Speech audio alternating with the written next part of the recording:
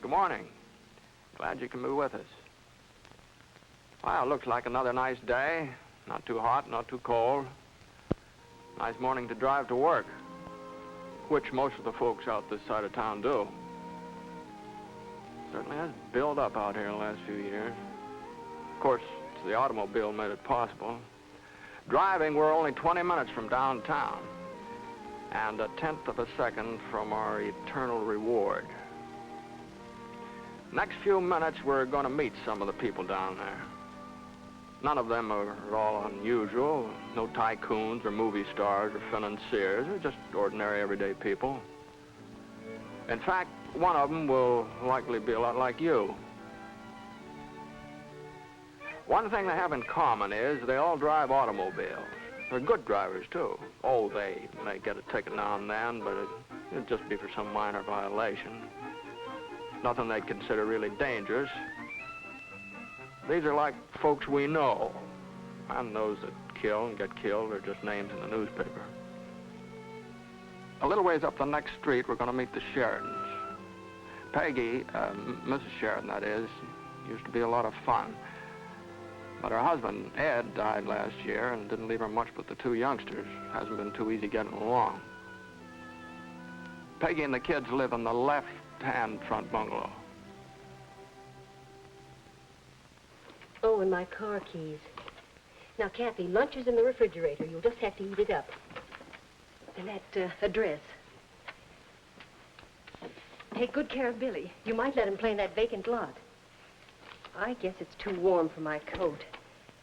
I hope I've got enough gas. Now, don't forget Billy's nap right after lunch. I hate to have you miss school, Kathy, but we'll get a sitter as soon as Mother gets a job. Now, I'll be home by 5 o'clock, sure. Clean up the breakfast dishes. Goodbye, Billy. Be a good boy. Kathy. Yes, Mother? Is my petticoat showing? No. Goodbye. Goodbye, Mama. What's the matter, Kathy? Do you feel all right? You didn't kiss me goodbye. Darling, darling, darling. Mother didn't mean to. It's just, well, this last year, you've had to help out so much. You've been more like a sister than my little girl. But we'll make up for it soon. You'll see. Everything will be wonderful. Goodbye, dear. Goodbye. Oh, my purse.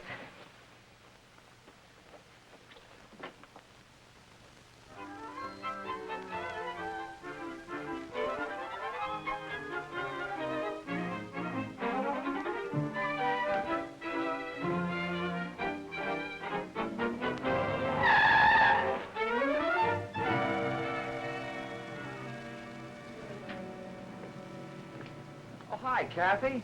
Playing hooky today, huh? Mama's gone downtown. I had to stay home and take care of the baby. Hey, what's keeping you, Holly? I haven't got all night, you know. I had to hunt up your briefcase. Well, I thought as long as you were going out selling it, it'd be kind of nice to have your price book. Let's go, darling. I haven't got all night, you know. Nice young couple, aren't they? Name is Shelby, Pat and Holly. Nice little car, too. The company supplies it.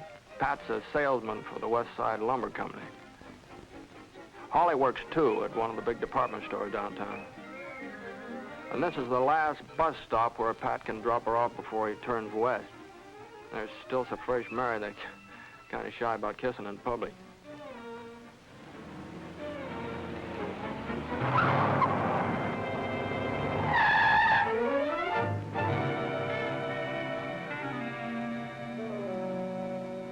And now the family will meet next, named McCall. Mr. McCall, Tom. He's worked up a neat little insurance business, which he hopes young Buddy will take over when he grows up. If he grows up.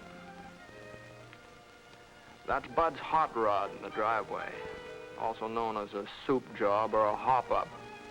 And despite the ramshackle appearance, it has been clocked at 110 miles per hour. Buddy! Buddy! Coming. If you think I'm going to make 3 separate breakfasts every morning, you're greatly mistaken. Now, Buddy, remember, you're to come right straight home from school today. Hang it, buddy. Do you have to eat like a disposal? Mr. Krolik hasn't been here for 2 weeks, and the lawn looks like a hayfield. Ah, Christmas. I promised Bets I'd take her to the Belmar game. You heard your mother. If the lawn isn't cut, your allowance will be. Ah, Pop. You heard me?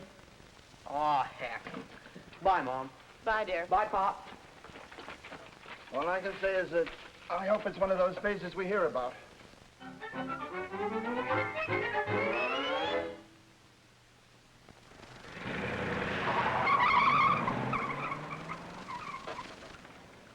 That car.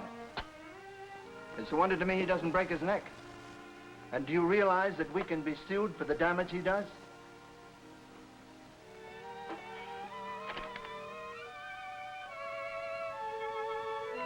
It's a little rougher going over in this part of town, but I guess rough going's kind of the rule for people like Joe Krolik. Joe's a gardener, so he'll take any work that's around. I might tell you that Joe and his wife Hedda have set their hearts on a great goal. All 4 of their kids, the 3 that's here and the 1 that's coming, they're going to start life with high school diplomas. They're going to get somewhere. Oh, Joe, what do you want for supper? With my belly full of breakfast. Don't talk to me about eating. Say, if Mrs. McCall paid me today for last month, would be good we take the kids to the beach. Maybe cook hot dogs over a fire, eh? Oh, Joe, don't forget to have those brakes fixed today. Don't worry. So we have a party, huh? Still, we should not be late to school. And tonight, when Papa gets home, we'll all be ready.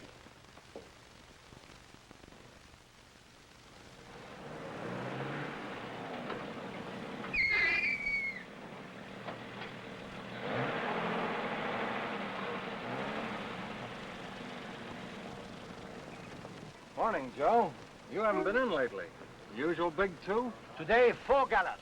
We take the kids to the beach tonight.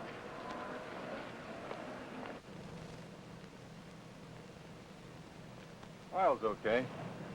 Better take some wood out to the beach, Joe. I was out last Sunday and the driftwood is about used up. Okay. I'll check those tires. No need you should bother with the tires. You got troubles enough with those brakes, Joe, without running around on a couple of soft tires. Let me get the hose.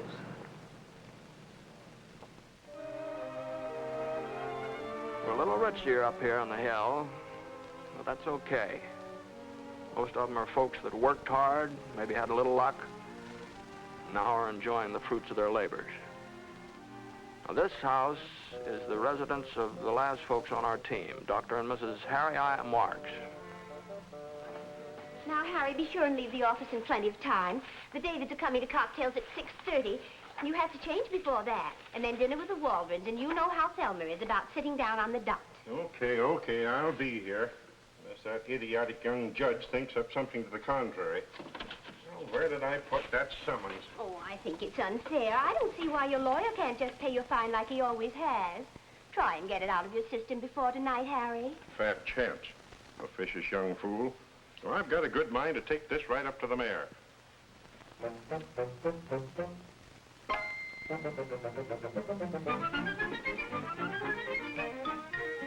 Well, our friends are all on their way.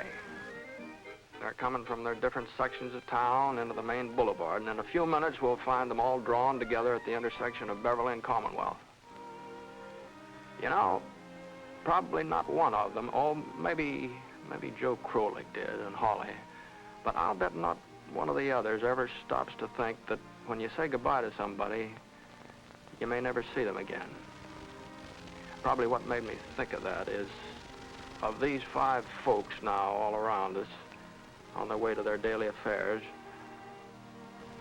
only 4 will come home tonight. That's too bad, but that's the way it is. Yeah, there they are, all 5. All nice, ordinary folks, like I said. All good drivers, too, with nothing more than the ordinary human failing. Pat Shelby, for instance, a little bit slapdash and thoughtless, sometimes forgets he's not all alone on the road. And Joe Krolik, well, Joe really doesn't have time to keep his equipment in fancy condition. Buddy McCall, watching out of the corner of his eye for the first faint gleam of that yellow light. Peggy Sheridan's got so many things in her mind, it's just hard to keep thinking about just driving. Dr. Marks can never seem to just relax and take things as they come. Well, there they go, all smart and healthy. Really hard to believe that one of them will be still and quiet come night. Beverly and Commonwealth. Remember those names.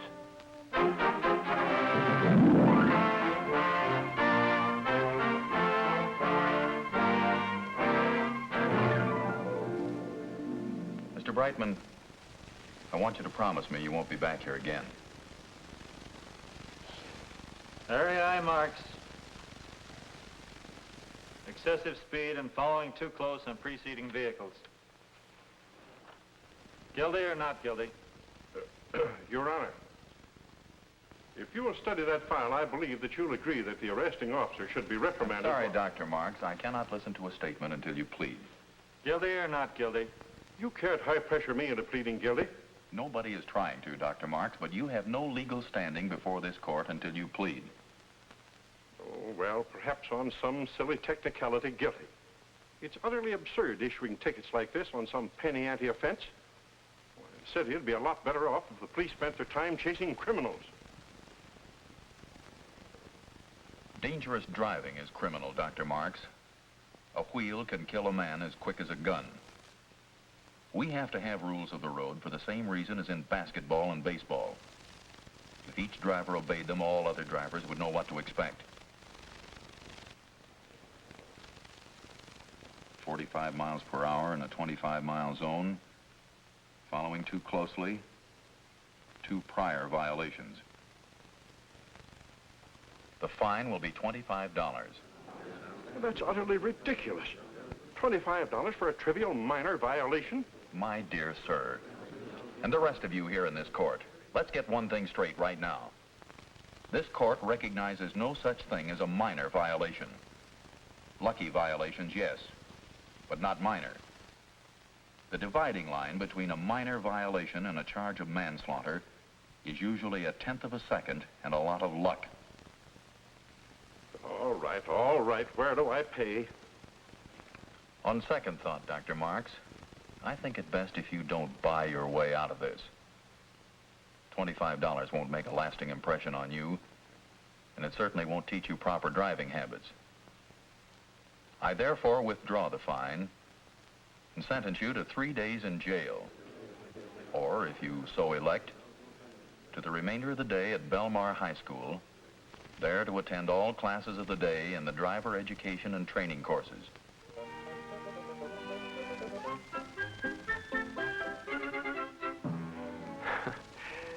Dr. Mark's been having quite a day. Lately, he's been going through certain driver testing devices which check your tendency to the most common types of accidents. This particular gadget checks how fast you react to various highway emergencies. And the unhappy doctor is finally going to beat young Connie Morris or die trying. When the light flashes, you slap on your brakes. 0.6 of a second.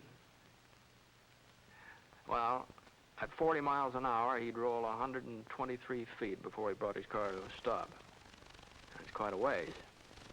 You know, young Connie's licked him again. And no respect for age. Failure to concentrate. And nothing but concentration will help a driver who has what's called tunnel vision, the kind of eyes that see only straight ahead, blind to what may be coming from either side. Speeding and lane changing. In today's razzle-dazzle traffic, you've got to judge right down to a hair how fast cars are coming at you and just how far they are away. So the idea here is to pull the two model cars exactly even with each other. And it's the poor downtrodden doctor's last chance to win.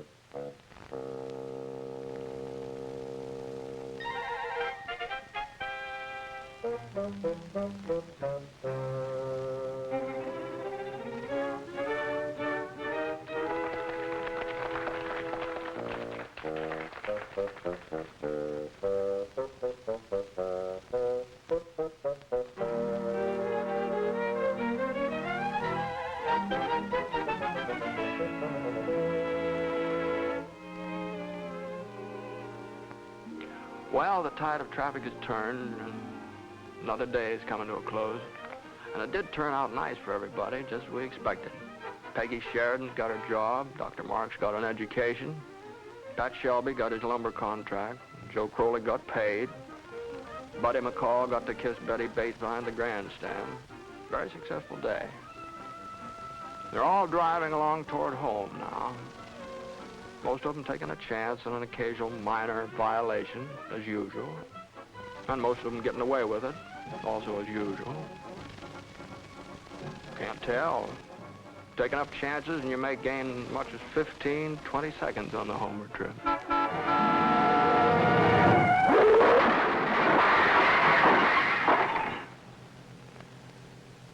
I'm sorry you have to see this. It won't be what you call pretty.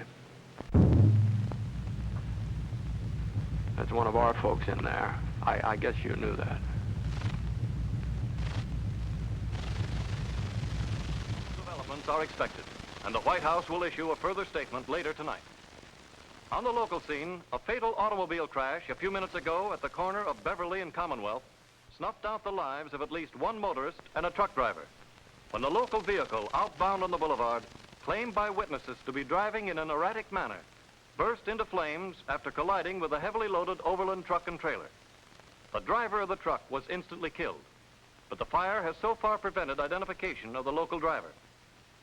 At the state capitol today, the fate of the I can't imagine what's detaining Harry. He's usually so punctual when we have guests. Oh, come now, Sylvia, we heard it too. But don't go jumping to conclusions. With probably 50,000 drivers coming home along the boulevard, the chances are 50,000 to 1. Oh, I know. Harry isn't one of the best drivers in the world, but he's certainly one of the luckiest. I remember just yesterday morning he was driving me to town. You know how Harry is, impatient at times, and sort of inclined to ride the bumper of the car ahead. But any wife is going to start imagining what would happen if he got impatient and unlucky at the same instant.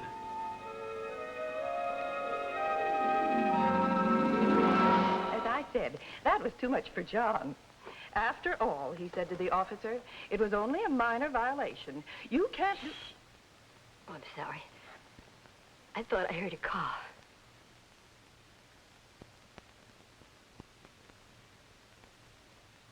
Where's Mommy? Mommy's knocked up. Billy, don't say such things. Mama's all right. She's always all right. But all right isn't what she's picturing in her anxious young mind. You know, I feel bad enough for the drivers who smash themselves up, but I feel a lot worse for the folks that are left at home, waiting and worrying. I'm hungry. Where's Mommy?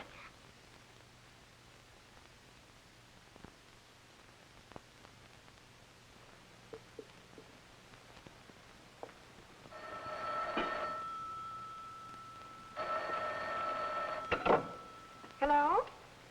Oh, hello, Dad. Oh, it's just that Pat's not home yet. No, of course I'm not worried. Don't be silly. You know him and his lucky star. Nothing ever happens to Pat.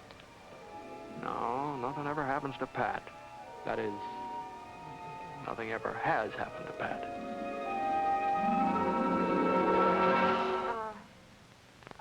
I'll have to call you back later. Something's burning on the stove.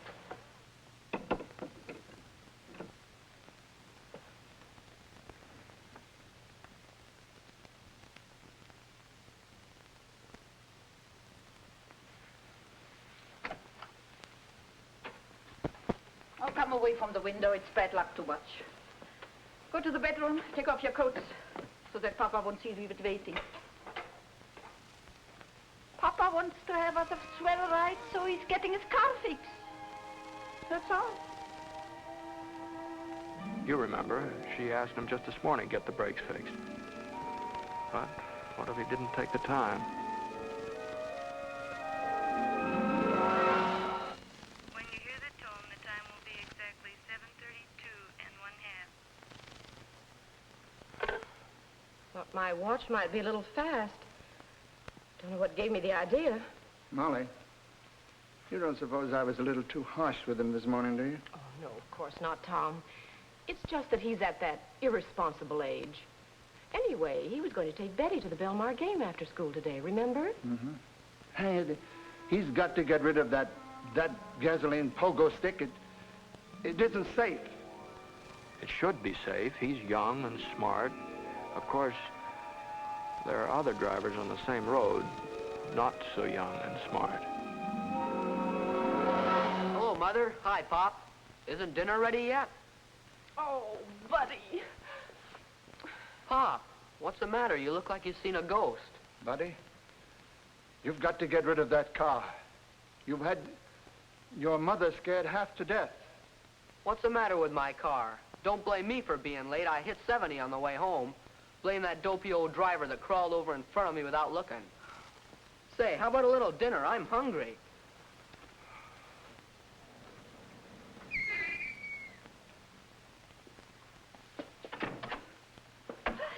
Ah, well, Lenny. Go get your hat and coat. You got the brakes fixed today? For why? She stopped fine with the emergency. I get her fixed sometime. So, we got the picnic like I promised. Yeah, get some milk from the ice cream. Oh, evening, folks. Oh, Harry. Oh, Ida. Hello, Harry. Evening, George. Sorry to hold up the schedule this way, but... Are you all right, dear? Well, of course I'm all right. No, thanks to the kind of drivers we've got in this town. You know, I've said it for years. Hey, what are you hanging on to me for, Sylvia? 90% of them, have no right to be alive. Going like maniacs, cutting across traffic, gawking away from the road, jumping lanes, running stop signs. And, following too close? Huh? Okay, following too close. And what do they say when they get a ticket? It was only a minor violation.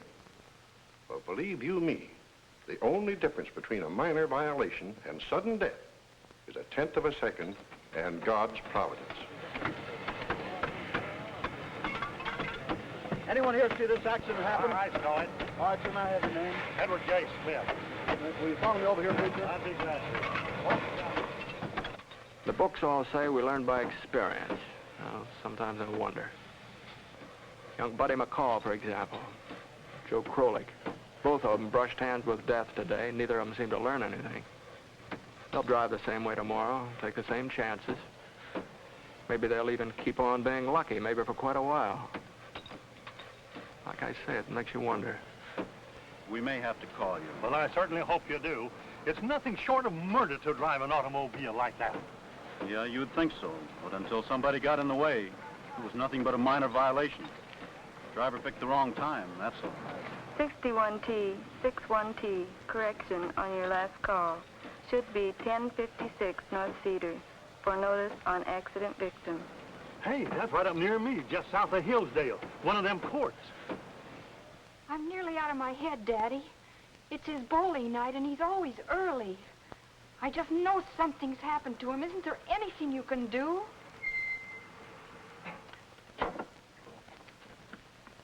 It stopped. I think it's Mama's car. She's all right. Pat? Is that you, Pat? Mama? Oh, Mama! Well, which one of us is going to break the news this time? Well, I'll flip report. Heads. You're up. All right.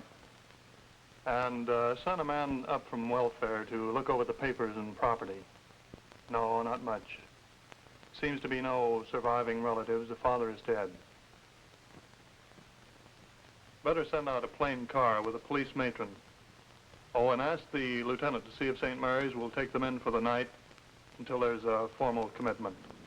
But, darling, I thought you were dead. What made you so late? Oh, one of those badge-happy cops hung a ticket on me. Even so, I made it all the way out in 21 minutes. Made every light. you're not too legal about a couple of yellows. Oh, now, don't worry about the ticket, baby. $3 will cover it. It was only a minor violation.